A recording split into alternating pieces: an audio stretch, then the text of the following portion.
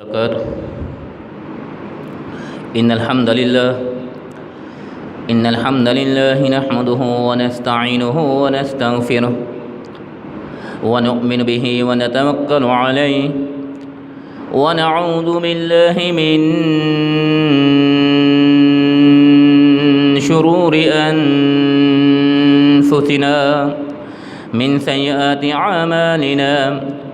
من يهده الله فلا مضل له ومن يضلله فلا هادي له ونشهد أن لا إله إلا الله ونشهد أن لا إله إلا الله ونشهد أن لا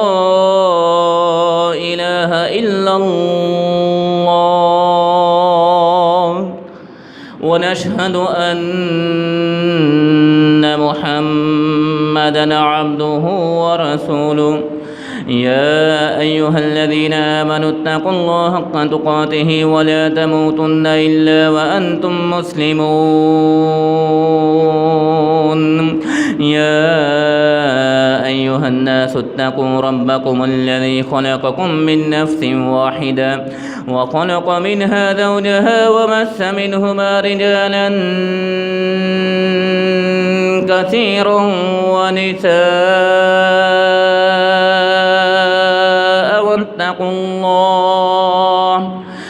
واتقوا الله الذي تساءلون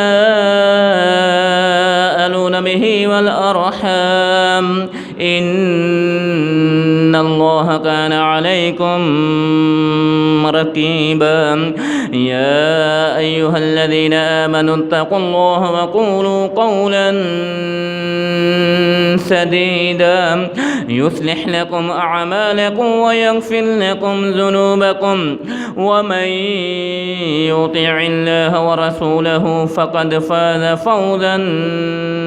عظيما. اللهم صل على محمد وعلى آل محمد كما صليت على إبراهيم وعلى آل إبراهيم إنك حميد مجيد. اللهم بارك على محمد وعلى آل محمد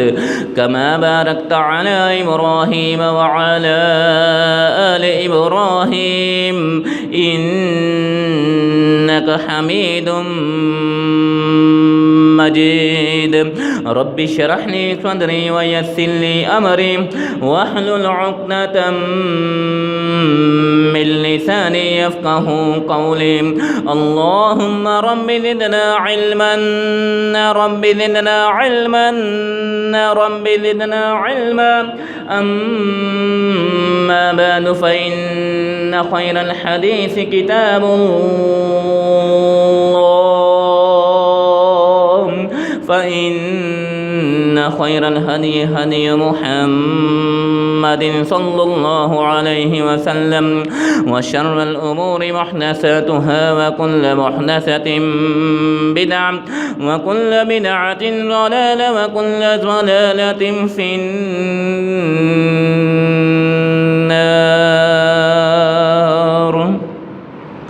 أعوذ بالله السميع العليم من الشيطان الرجيم من همزه ونفخه ونفثه. بسم الله الرحمن الرحيم. إن صلاتي ونسكي ومحياي ومماتي لله رب العالمين.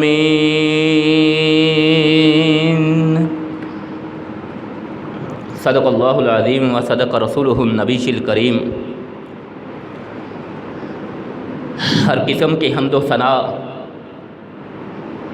अल्लाह वहदहु ला शरीक की ज़ात बबरकत के लिए ख़ास अनगिन लातादाद और बेशुमार दरूद व सलाम हों आकाए कायनात सरवरे कायनात इमाम कायनात इमामुना फ़िद दुनिया व इमामुना फ़िल आखिरा जनाब मुहम्मदुर रसूलुल्लाह सल्लल्लाहु अलैहि वसल्लम की ज़ात गिरामी पे अल्लाह जल्ला जलालहू की लाखों नहीं کروڑوں نہیں بلکہ بے شمار لاتعداد اور بے حد و حساب رحمت نازل ہوں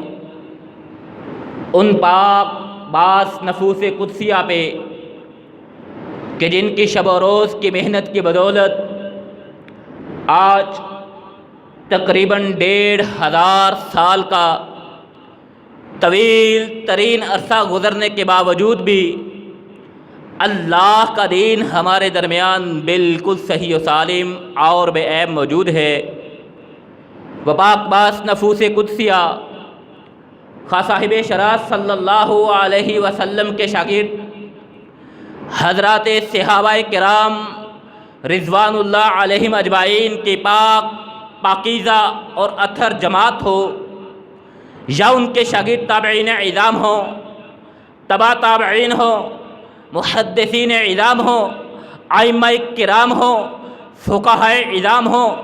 مجتہدین اسلام ہوں، محققین اسلام ہوں، مصنفین اسلام ہوں، مفسرین اسلام ہوں، شہداء اسلام ہوں، مجاہدین اسلام ہوں، صوفیاء اعظام ہوں، بزرگان دین ہوں، شعراء اعظام ہوں، اے مولا کریم، اے مقلب القلوب، اے دلوں کے بھید کو جاننے والے، جس نے بھی تیرے دین حنیف کی خاطر خلوص سے نیت سے جو بھی محنت کی ہو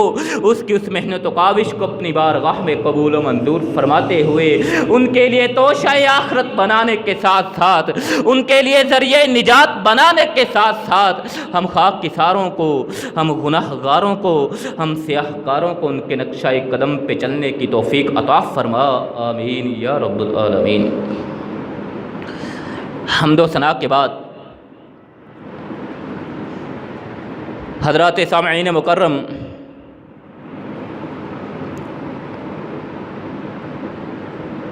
عشرہ ذی الحجہ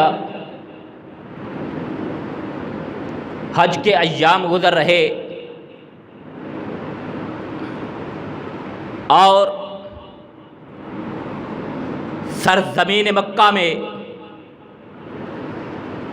اللہ کے مہمان حجاج کرام تشریف فرما،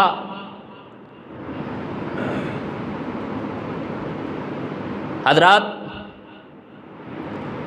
ہم اللہ سے دعا کرتے ہیں کہ ذوالجلال والاکرام حجاج کرام کا یہ مبارک سفر اپنی بارگاہ میں قبول و منظور فرمائے، عظیم ترین فریضہ صحت و سلامتی اور ایمان کی بہترین حالتوں کے ساتھ سر انجام دینے کی توفیق عطا فرمائے، اور پھر قربانی کرنی ہے، انہوں نے بھی قربانی کرنی، ہم نے بھی قربانی کرنی۔ ذوالجلال والاکرام سے دعا کرتے ہیں اللہ ذوالجلال والاکرام تمام مسلمانوں کی، تمام موحدین کی قربانیاں اپنی بارگاہ میں قبول و منظور فرمائے۔ حضرات اعمال جو بھی ہوں وہ قبولیت کے محتاج ہوا کرتے ہیں، عمل سر انجام دینے والا کوئی بھی ہو، کام کوئی بھی ہو، سر انجام دینے والا کوئی بھی ہو، عمل کوئی بھی ہو، اللہ کی بارگاہ میں قبولیت کا محتاج ہوا کرتا ہے۔ جیسے احادیث کی روشنی میں کہ ایک کتے کو پانی پلانے والا اخلاص نیت کی بدولت اللہ ذوالجلال والاکرام اسے جنت کا حقدار ٹھہرا دیتے ہیں، اور اس کے برعکس ایک بلی کو باندھ کے رکھنے والی کو ذوالجلال والاکرام جہنم کا ایندھن بنا دیتے ہیں۔ حضرات اس لیے عمل کوئی بھی ہو، عظیم سے عظیم تر کام ہو، معمولی سے معمولی نیکی اور کام ہو، اللہ کی بارگاہ میں قبولیت کا محتاج ہوا کرتا ہے۔ اور اس کے ساتھ ساتھ اعمال یہ قرب الہی کا ذریعہ ہوا کرتے ہیں۔ کوئی بھی اعمال ہوں، کوئی بھی نیکیاں ہوں، کسی بھی فرائض کی ادائیگی ہو، کسی بھی نفل کی ادائیگی ہو، کسی بھی سنن پہ عمل پیروی ہو، مقصد صرف ایک ہوا کرتا ہے کہ اللہ کا قرب حاصل کیا جائے، اللہ کی رضا حاصل کی جائے، اللہ کی رضا کی خاطر، اللہ کے قرب کے حصول کی خاطر اپنے امور کو سر انجام دیا جاتا ہے۔ حضرات، انہی امور میں سے ایک امر، ایک کام قربانی بھی ہے۔ قربانی یہ اللہ کے قرب کا ایک بہت بڑا ذریعہ ہے کہ اس کے پیچھے حضرت خلیل اللہ علیہ السلام اور حضرت ذبیح اللہ علیہ السلام کی قربانی کا جذبہ کار فرما ہے۔ حضرات، اللہ نے ان کی قربانی نہ صرف ان کی قربانی کو نہ صرف شرف قبولیت بخشا، بلکہ ان کی اس ادا، ان کے اس جذبہ، ان کی اس غیرت، ان کے اس ایمان کو رہتی دنیا تلک کے لیے زندہ و جاوید کر کے رکھ دیا۔ حضرات، جس جذبے کے ساتھ، جس ایمانی غیرت کے ساتھ، جس ایمانی جذبے اور حرارت کے ساتھ حضرت خلیل اللہ علیہ السلام اور حضرت ذبیح اللہ علیہ السلام قربانی ادا کرنے پہ راضی ہو گئے، اسی جذبے کے تحت، اسی ایمانی غیرت کے تحت، اسی ایمانی جذبے کے تحت آج ہمیں بھی قربانیاں کرنے کی ضرورت ہے۔ حضرات، جیسا کہ عرض کیا، عمل کوئی بھی ہو، نیکی کوئی بھی ہو، اللہ کی بارگاہ میں قبولیت کی محتاج ہوا کرتی ہے۔ اسی لیے رسول مکرم علیہ السلام نے ارشاد فرمایا، وَسَتُلْقُونَ رَبَّكُمْ فَيَسْأَلُكُمْ عَنْ أَعْمَالِكُمْ، کہ لوگو، تم عن قریب اپنے رب سے ملاقات کرنے والے ہو، عن قریب تم اپنے رب سے ملنے والے ہو، عن قریب تم اپنے رب کی بارگاہ میں حاضر کیے جانے والے ہو، عن قریب تم اپنے رب کی عدالت میں کھڑے کیے جانے والے ہو۔ فَيَسْأَلُكُمْ عَنْ أَعْمَالِكُمْ، پھر وہ اس عدالت میں، اپنی اس بارگاہ میں تم سے تمہارے ایک ایک عمل کا حساب لے گا، ایک ایک کام کا حساب لے گا۔ لہذا اسی بات کو مد نظر رکھتے ہوئے ہمیں اپنے اعمال سر انجام دینے چاہیے کہ ایک دن آنے والا ہے کہ جب ہم اللہ کی بارگاہ میں حاضر کیے جائیں گے، اللہ کی عدالت میں کھڑے کیے جائیں گے، وہاں اللہ کٹہرا لگائے گا اور زندگی کے ایک ایک لمحے، زندگی کے ایک ایک پل کا حساب اللہ ذوالجلال والاکرام کو دینا ہوگا۔ حضرات، آج یہ بات کہ قربانی کی قبولیت تو ممکن ہے، قربانی ہم کرے، اخلاص نیت سے کرے، جیسے بھی کرے، یہ بات تو ہم کر لیتے کہ قربانی کی قبولیت تو ممکن ہے، لیکن چند ایک باتیں غور طلب ہیں۔ ان میں قربانی کرتے وقت سب سے پہلے یہ بات مد نظر رہے، یہ بات ذہن نشین رہے، اس بات کا خیال رہے، ہم قربانی کیوں کر رہے ہیں، قربانی کا مقصد کیا ہے، اور پھر اس سے پیچھے چلیے ہماری زندگی کا مقصد کیا ہے۔ ہم قربانی اللہ کے رضا کے لیے کرتے ہیں، قربانی کو عبادت سمجھتے ہوئے کرتے ہیں، تو ہماری زندگی کا مقصد کیا ہے، وما خلقت الجن والانس الا لیعبدون، جن اور انس کی تخلیق، جن اور انس کی زندگی کا مقصد اگر ہے تو اللہ کی عبادت ہے، اللہ کی بندگی ہے، اور قربانی یہ اللہ کی ایک بہت بڑی عبادت ہے، بندگی کا بہت بڑا اظہار اور مظہر ہے۔ قربانی کرتے وقت ہمیں اس بات کو ذہن نشین رکھنا چاہیے کہ قربانی یہ ایک جانور کی قربانی نہیں ہے، قربانی یہ ایک جانور کا خون بہا نہیں ہے، بلکہ یہ اللہ کے قرب کا بہت بڑا ذریعہ ہے، کہ یہ وہ عبادت ہے کہ جس کی بدولت اللہ ذوالجلال والاکرام نے جد الانبیاء کو اپنا خلیل بنایا، یہ وہ عبادت ہے کہ جس کی بدولت اللہ ذوالجلال والاکرام نے ابراہیم علیہ السلام کے لگتے جگر کو ذبیح اللہ کا مقام عطا فرمایا، یہ وہ عظیم ترین عبادت ہے۔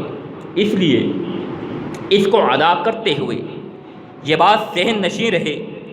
کہ قربانی اللہ کے تقرب کا ذریعہ ہے۔ ابراہیم اور حضرت اسماعیل علیہ السلام نے اللہ کا تقرب حاصل کرنے کے لیے ہی تو قربانی ادا کی تھی، اللہ کا قرب حاصل کرنے کے لیے ہی تو قربان حضرت ابراہیم علیہ السلام کر دینے پہ راضی ہو گئے، حضرت اسماعیل علیہ السلام قربان ہو جانے پہ راضی ہو گئے۔ حضرات، قربانی سے پہلے ایک بات ذہن نشین رہے، قربانی ہم نے کرنی ہے، ذوالجلال والاکرام سے دعا کرتے ہیں اللہ ذوالجلال والاکرام ریاکاری سے بچائے، اللہ سے دعا کرتے ہیں اللہ ہماری قربانیوں کو اپنی بارگاہ میں قبول و منظور فرمائے، لیکن قربانی کرتے ہوئے یہ بات ذہن نشین رہے کہ قربانی ہے کیا، قربانی کا مقصد کیا، قربانی کیوں کر رہے ہیں۔ ما هذه الاضاحی، رسول مکرم علیہ السلام سے پوچھا جاتا ہے ما هذه الاضاحی، اللہ کے رسول علیہ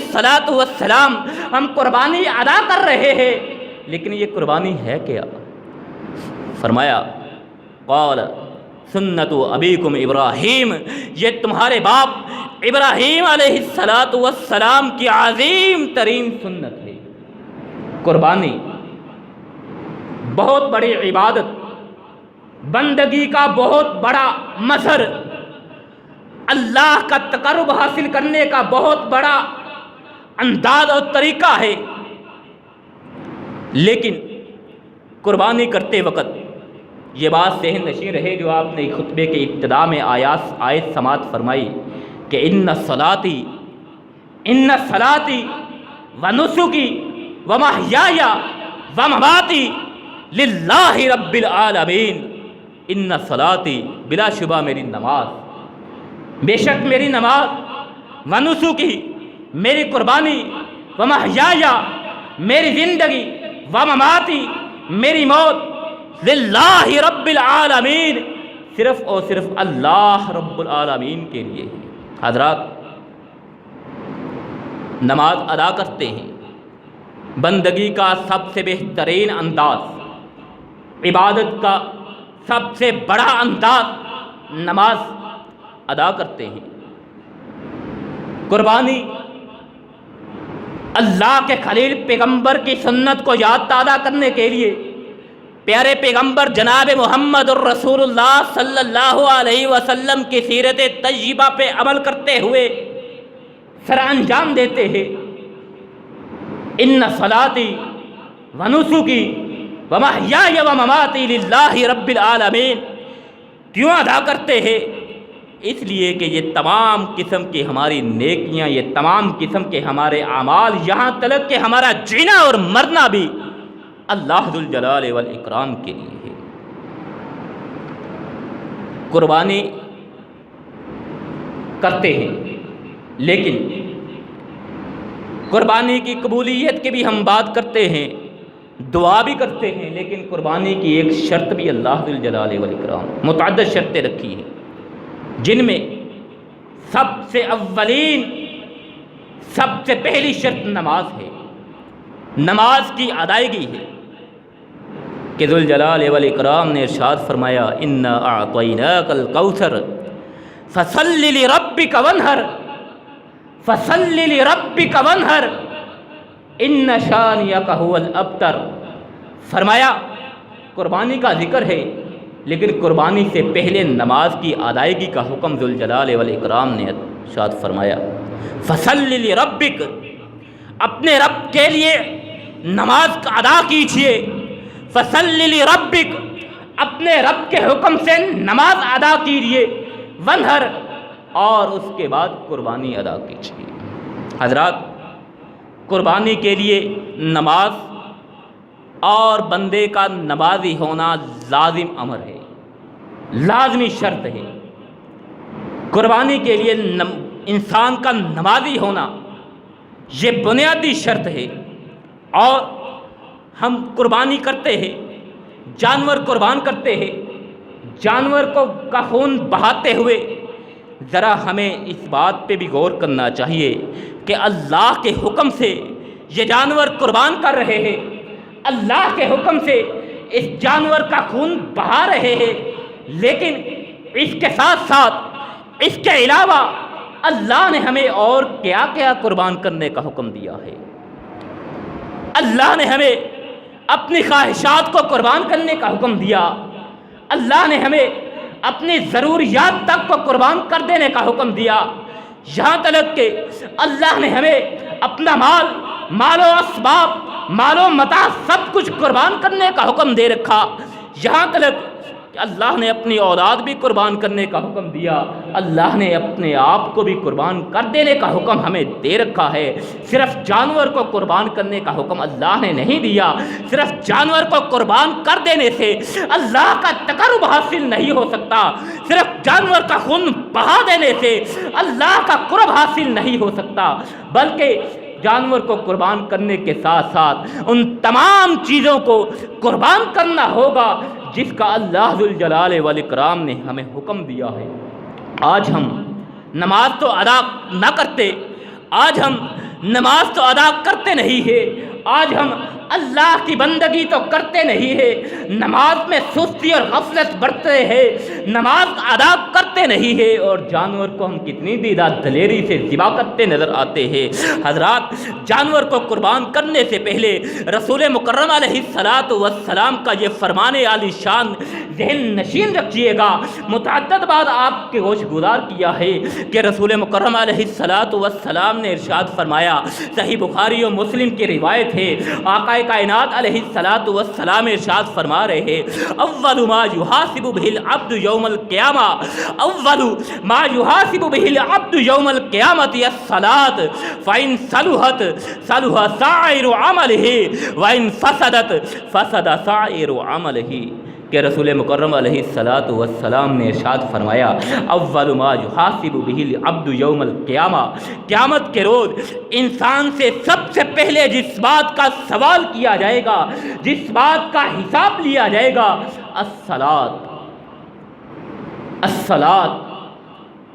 وہ قربانی نہیں ہوگی، وہ جانور کا خون بہا نہیں ہوگا، وہ اپنا مال لٹانا نہیں ہوگا، وہ اپنا مال قربان کرنا نہیں ہوگا، وہ اپنی اولاد قربان کرنا نہیں ہوگا، وہ اپنے آپ کو اللہ کے دین کی خاطر قربان کر دینا نہیں ہوگا، وہ اپنے اسباب و وسائل کو اللہ کے راستے میں لٹوا لینا نہیں ہوگا۔ اول ما یحاسب به العبد یوم القیامہ الصلاۃ، سب سے پہلے اگر اللہ ذوالجلال والاکرام سوال کرے گا، حساب لے گا انسان سے، تو وہ نماز ہوگی۔ ساتھ ہی آقا کائنات علیہ السلام نے زبان اطہر سے، زبان نبوت سے ارشاد فرمایا، اس زبان سے کہ جس کے متعلق اللہ یہ فرماتے ہیں، ما ینطق عن الہوی ان ہوا الا وحی یوحی، یہ زبان نبوت ایسی زبان ہے، اپنی منشا سے، اپنی آرزو سے، اپنی تمنا سے، اپنی خواہش سے، اپنی ضرورت سے حرکت میں نہیں آتی۔ ما ینطق عن الہوی ان ہوا الا وحی یوحی، اس زبان سے وہی الفاظ ادا ہوتے ہیں، یہ زبان انہی الفاظ کی ادائیگی کرتی ہے۔ ان ہوا الا وحی یوحی، جو اس کی طرف وحی کیے جاتے ہیں، اسی وحی والی زبان سے صاحب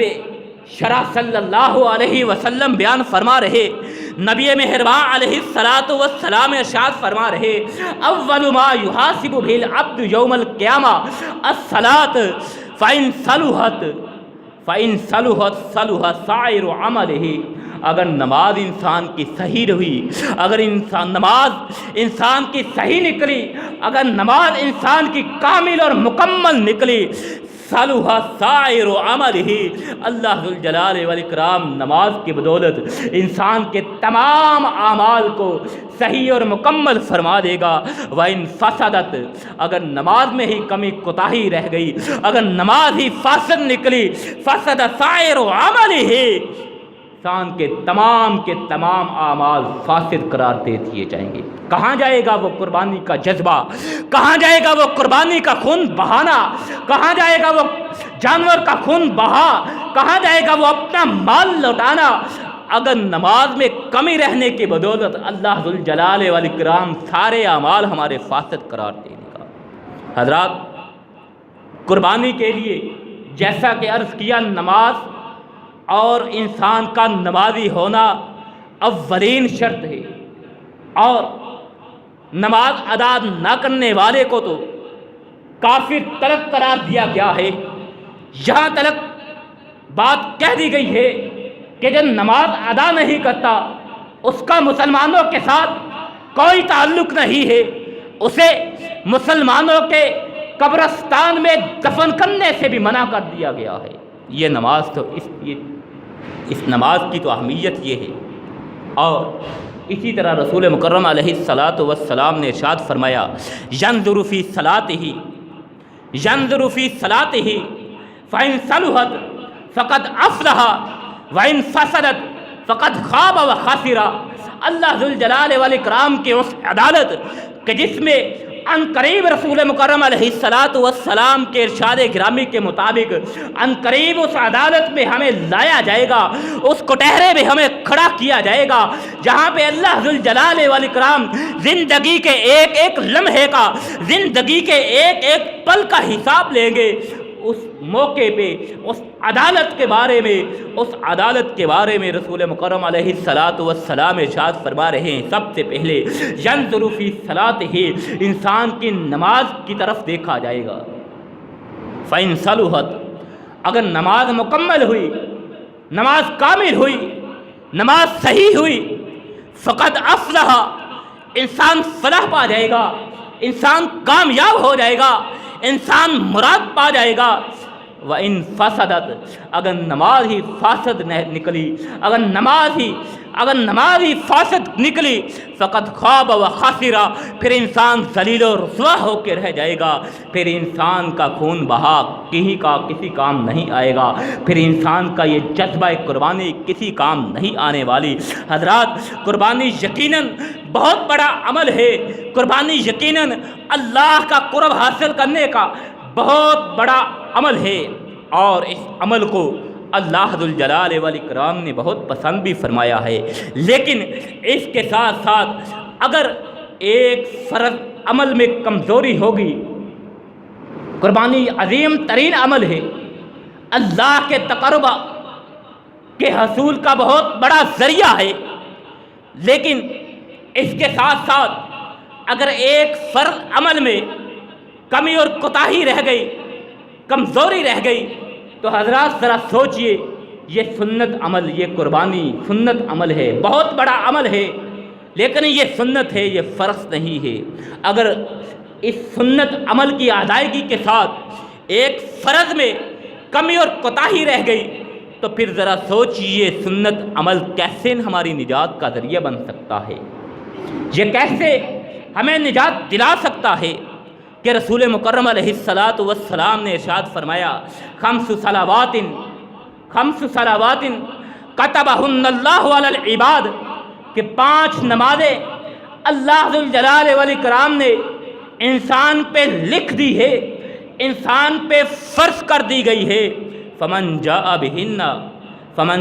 بہن ولم یضیع منہن شیئا استخفافا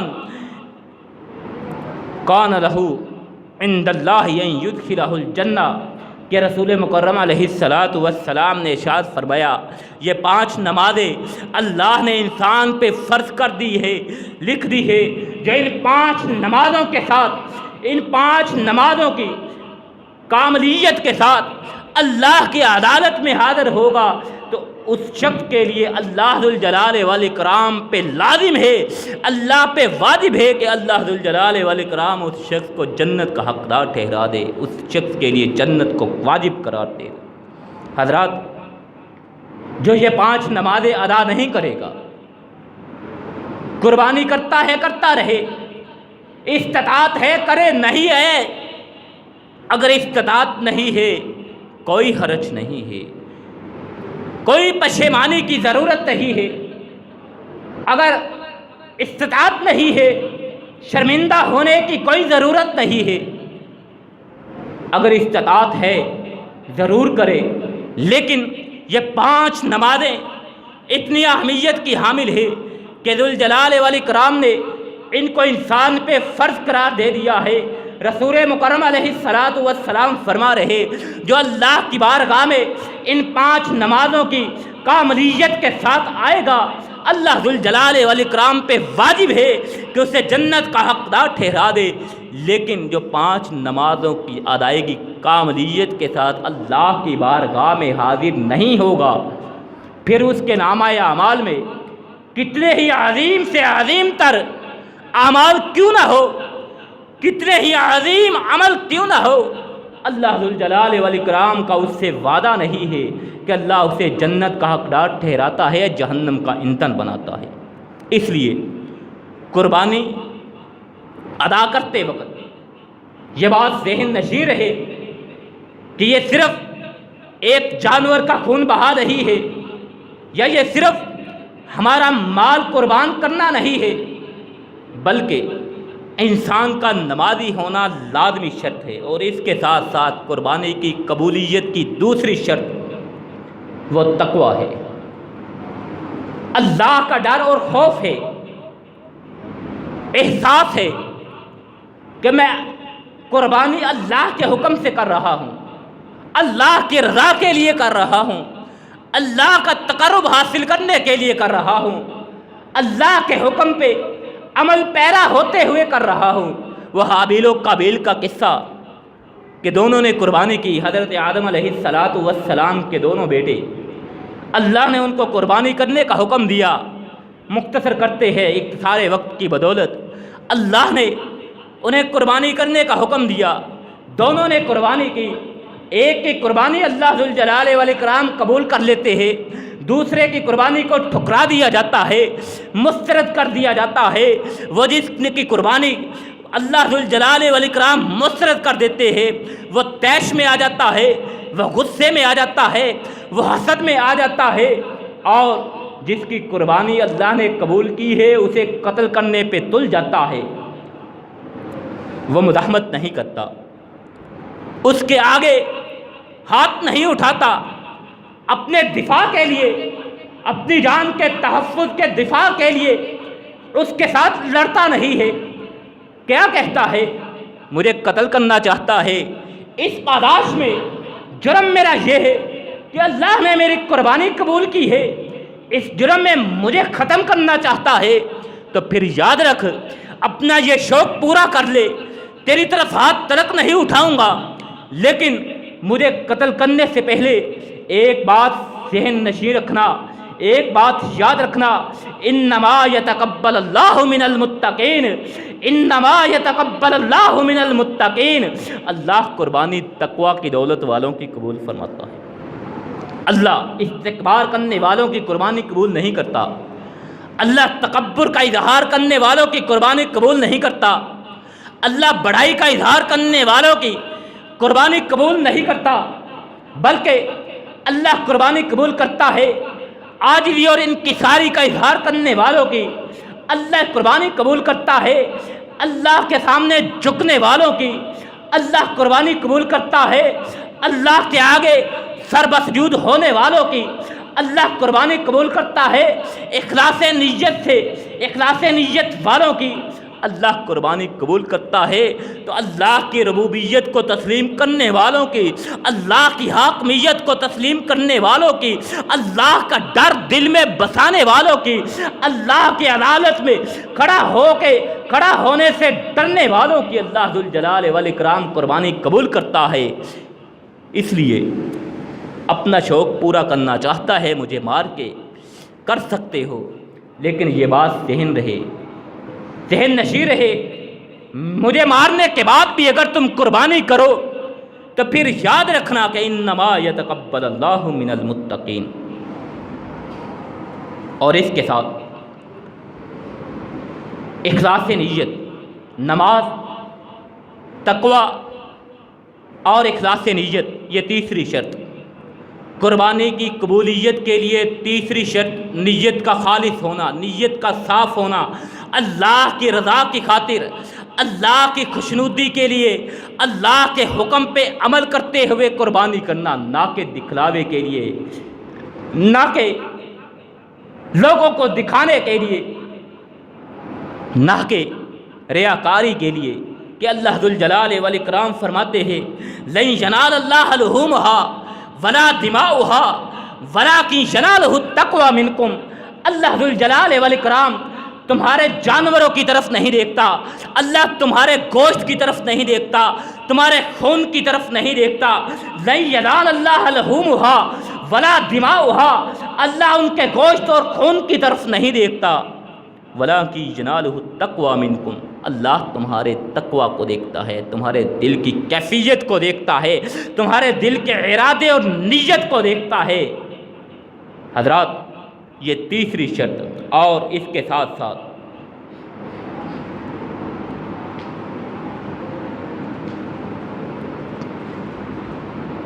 نماز،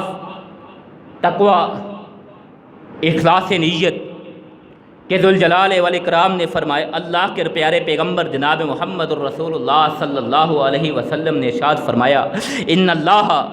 لا ينظر الى صورکم واموالکم ولکن ينظر الى قلوبکم، کہ اللہ ذوالجلال والاکرام تمہارے چہروں کی طرف نہیں دیکھتا، تمہاری صورتوں کی طرف نہیں دیکھتا، تمہاری شکلوں کی طرف نہیں دیکھتا، وَأَمْوَالِكُمْ، نہ ہی تمہارے مالوں کی طرف دیکھتا ہے، نہ ہی تمہارے مال کی طرف دیکھتا ہے، وَلَٰكِن يَنظُرُ إِلَىٰ قُلُوبِكُمْ وَأَعْمَالِكُمْ، اللہ اگر دیکھتا ہے، اللہ کو اگر مطلوب و مقصود ہے تو وہ تمہارے دل کی کیفیت ہے، وہ تمہارے دل کی نیت ہے، وہ تمہارے دل کا ارادہ ہے، تمہارے عمل کی طرف دیکھتا ہے، تمہارے اعمال کی طرف دیکھتا ہے، تمہارے اموال کی طرف نہیں دیکھتا، تمہارے چہروں کی طرف نہیں دیکھتا، تمہاری اداؤں کی طرف نہیں دیکھتا، تمہاری نینیوں کی طرف نہیں دیکھتا،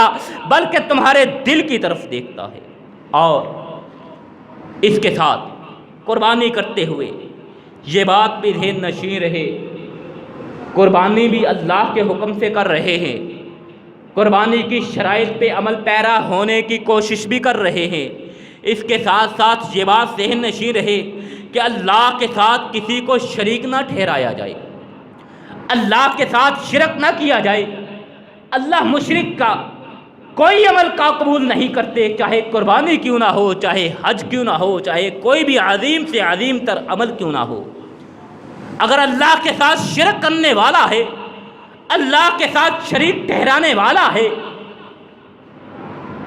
تو پھر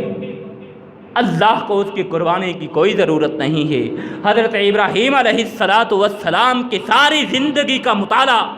آپ کر کے دیکھ لیجئے، حضرت خلیل اللہ علیہ السلام کی ساری کی سارے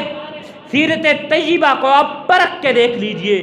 اسی طرح پیارے پیغمبر جناب محمد الرسول اللہ صلی اللہ علیہ وسلم کی سیرت کو آپ دیکھ لیجئے، ان کی تعلیمات کو دیکھ لیجئے، آپ علیہ السلام کے فرمودات کو دیکھ لیجئے۔ اسی پہ مبنی ہے کہ لوگوں اللہ کے ساتھ شرک نہ ٹھہراؤ، معبودان باطلہ کا انکار کر دو، اللہ کی ربوبیت کو تسلیم کر لو، اللہ کی حاکمیت کو تسلیم کرتے ہوئے اپنے امور کو،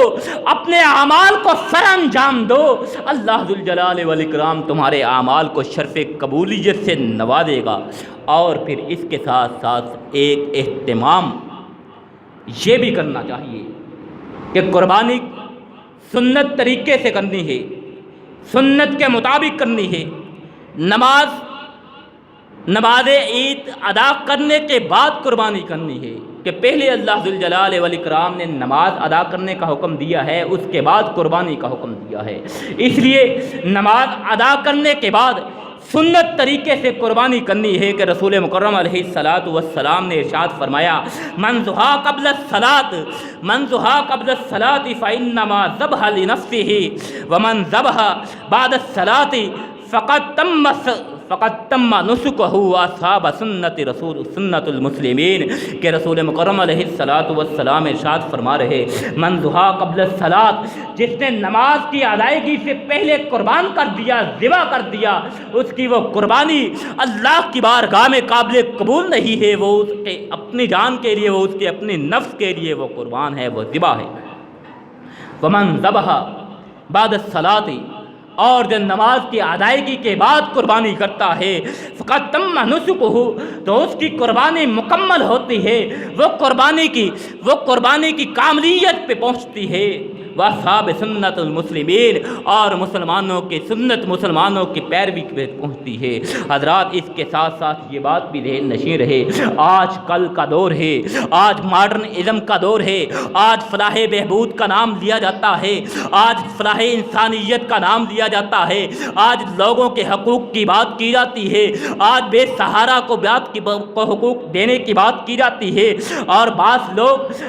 لوگ دین دشمن، دین کے متعلق دلوں میں بغض رکھنے والے یہ بات کہتے نظر آ رہے ہیں کہ قربانی کرنا یہ مال کا ضیاع ہے، قربانی کرنا مال کو ضائع کرنا ہے، اس سے بہتر تو یہ ہے کہ قربانی کے پیسے کو غریبوں پہ لوٹا دیا جائے، اس سے بہتر تو یہ ہے کہ قربانی کے پیسوں کو ملک کے غریب عوام پہ لگایا جائے، ان کی فلاح و بہبود پہ لگایا جائے، ان کو مستحکم کیا جائے، اپنے ملک کی فلاح و بہبود کی خاطر قربانی کے پیسے کو لگایا جائے۔ حضرات ایسے لوگ اصل میں عقل سے عاری لوگ ہوا کرتے ہیں، ایسے لوگ دین دشمن ہوا کرتے ہیں، ایسے لوگ بے دین لامذہب ہوا کرتے ہیں، ایسے لوگ عقل سے عاری ہوتے ہیں۔ قربانی، وہ ہم سے قربانی کا جذبہ چھیننا چاہتے ہیں، ان کو ملک کے حالات سے کوئی غرض نہیں ہے، ان کو غریب عوام سے کوئی ہمدردی نہیں ہے، ان کو غریبوں کے فلاح و بہبود سے کوئی غرض ہی نہیں ہے، بلکہ ان کا متاع یہ ہے، ان کا مقصد یہ ہے کہ ہمارے دلوں سے وہ جذبہ نکال باہر پھینکے، جو جذبہ ہمارے دلوں میں حضرت ابراہیم علیہ السلام کی سیرت طیبہ کی بدولت ہمارے دلوں میں پیدا ہوا ہے، اس جذبے کو وہ نکالنا چاہتے ہیں، اس جذبے کو وہ ختم کرنا چاہتے ہیں۔ حضرات یاد رکھیے، قربانی شعائر میں سے ہے، اللہ کی نشانیوں میں سے ہے، قربانی شعائر میں سے ہے، اور شعائر میں کسی قسم کی کوئی تبدیلی نہیں ہوا کرتی۔ شعائر میں سے ہے قربانی، اور قربانی شعائر میں سے ہے تو شعائر میں کسی قسم کی تبدیلی نہیں ہوا کرتی۔ حضرات ایک بندہ فرض نماز کی جگہ 1000 نوافل ادا کرتا رہے، فرض نماز کی جگہ فرض نماز ادا نہ کرے، فرض کو چھوڑ کے وہ قیام اللیل کا اہتمام کرتا رہے، تہجد پڑھتا رہے، اشراق کی ادائیگی کرتا رہے، نوافل اور سنن کا اہتمام کرتا رہے، کائنات کے رب کی قسم ہے اس کے 1000 نوافل فرض نماز کی ایک رکعت کے ثواب کے برابر نہیں پہنچ سکتے۔ فرض نماز فرض ہے، نفل نفل ہے، سنت سنت ہے، فرائض آپ ادا کرنے ہوں گے، یہ آپ پہ فرض ہے، اللہ نے اس کا حکم دے رکھا ہے۔ نوافل کا حکم نہیں دیا، یہ آپ کی ثواب دید پہ ہے، آپ کرو گے اللہ ذوالجلال والاکرام اجر سے نوازے گا، نہیں ادا کرو گے نوافل، نہیں ادا کرو گے سنن، اللہ ذوالجلال والاکرام آپ سے پوچھ گچھ نہیں کرے گا، لیکن فرائض میں غفلت اللہ ذوالجلال والاکرام سے کو برداشت نہیں ہے۔ اسی طرح یہ حج کا معاملہ ہے، حج فرض ہے، اور جس پہ حج فرض ہو جاتا ہے وہ حج کو چھوڑ کے جس پہ حج فرض ہے وہ حج کو چھوڑ کے حج والے پیسوں سے لاکھوں غریبوں کی ضرورتوں کو پوری کرتا رہے، بے شمار لوگوں کی ضرورتوں کو پورا کرتا رہے، لیکن وہ پھر بھی حج کے ثواب کو نہیں پہنچ سکتا، حج کی ادائیگی کو۔ یہاں پہ ایک بات یہ بھی سماعت کرتے جائیے کہ حج یہ استطاعت کے ساتھ فرض ہے، جس کے پاس استطاعت ہے اس پہ فرض ہے، جس پہ استطاعت نہیں ہے اس پہ فرض نہیں ہے۔ اور آج کل ہمارا انداز یہ ہوا ہے، ہم حج کو اہمیت نہیں دیتے، صرف بیت اللہ کی حاضری کو اپنے لیے ضروری سمجھتے ہیں، حج کی ادائیگی کو ہم فرض نہیں سمجھتے۔ حضرات، بیت اللہ میں جانا فرض نہیں ہے بلکہ مکمل حج کرنا فرض ہے۔ یعنی ہم عمرہ ادا کر لیتے ہیں، ہم عمرہ ادا کرنے چلے جاتے ہیں، شوق سے، جذبے سے، جنون سے، عشق سے، وارستگی سے ہم بھاگے چلے جاتے ہیں عمرہ ادا کرنے کے لیے، لوگوں سے قرض بھی لیتے ہیں، مال جیسے بھی ہے اکٹھا کرتے ہیں، عمرہ ادا کر آتے ہیں۔ عمرہ ادا کرنے کے بعد ہم پرسکون ہو جاتے ہیں، گویا اب ہم پہ اللہ کا کوئی قرض اب حج کرنے کی ضرورت نہیں ہے۔ نہیں حضرات، ایسی بات نہیں ہے، عمرہ سنت ہے، عمرہ فرض نہیں ہے، فرض حج ہے۔ اور یاد رکھیے، جو عمرہ ادا کر لیتا ہے اس پہ حج بھی فرض ہو جاتا ہے، جو عمرہ ادا کرنے کے بعد حج نہیں کرتا پھر اس پہ وہی احکام لاگو ہوتے ہیں جو منکرین حج پہ ہوتے ہیں۔ حضرات، حج کی شرط کیا ہے کہ بیت اللہ تک پہنچنا، بیت اللہ تک جانا۔ اگر عمرے کے لیے انسان بیت اللہ تک پہنچ سکتا ہے، پھر حج کے لیے جاتے ہوئے انسان کو کیا ہوتا ہے؟ اس لیے عمرہ ادا کر جانے کے بعد پھر انسان پہ حج فرض ہو جاتا ہے۔ یہ نہیں خیال کرنا چاہیے کہ اب عمرہ ادا کر لیا ہے، ہمارا فرض پورا ہو چکا ہے۔ حضرات، اسی طرح حج کے پیسوں کو غریبوں پہ لوٹانے سے حج کا ثواب یہ پورا نہیں ہو سکتا۔ اللہ ذوالجلال والاکرام سے دعا ہے، ذوالجلال والاکرام ہمارے اعمال کو شرف قبولیت سے نوازے۔ اللہ ذوالجلال والاکرام سے دعا ہے، اللہ ذوالجلال والاکرام ہماری قربانیوں کو، ہمارے ہر عمل کو اپنی بارگاہ میں قبول و منظور فرمائے، ہمارے ان اعمال کو اپنے قرب کا ذریعہ بنائے، ہمارے ان اعمال کو اللہ ذوالجلال والاکرام ہماری نجات کا ذریعہ بنائے۔ وآخر دعوانا ان الحمد للہ رب العالمین۔